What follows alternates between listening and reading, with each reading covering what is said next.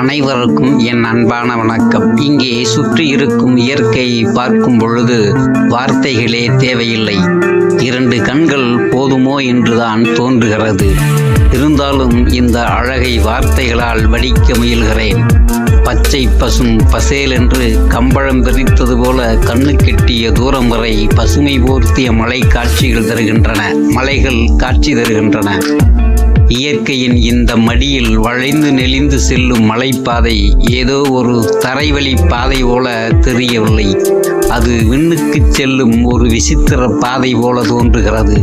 அந்த பாதையை பச்சை மரங்களுக்கு இடையே ஊர்ந்து செல்லும் வாகனங்கள் காட்டின் அமைதியை கலைக்காமல் மெதுவாக நகர்ந்து கொண்டு பனிமூட்டத்திலும் வளைவுகளிலும் அந்த வாகனங்கள் மறைந்து மறைந்து தோன்றுவது கண்களுக்கு ஒரு அழகான கண்ணாமூச்சி ஆட்டம். அனைத்திற்கும் மேலாக வானத்தை பாருங்கள்.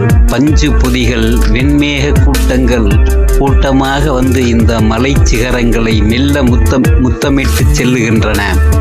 மலையை சுற்றி மேகங்கள் சூழ்ந்திருக்கும் இந்த காட்சி அந்த பச்சை மலை மகள் தன் மீது ஒரு வெண்பட்டு சேலையை உடுத்தி இருப்பது போல பேரழகாக இருக்கின்றது.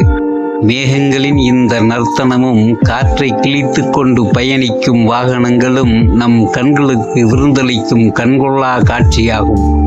இயற்கையின் அற்புதம் நம் மனதிற்கு அமைதியும் வாழ்நாளில் மறக்க முடியாத ஒரு சிலிர்ப்பையும் ஏற்படுத்துகிறது. மரங்கள்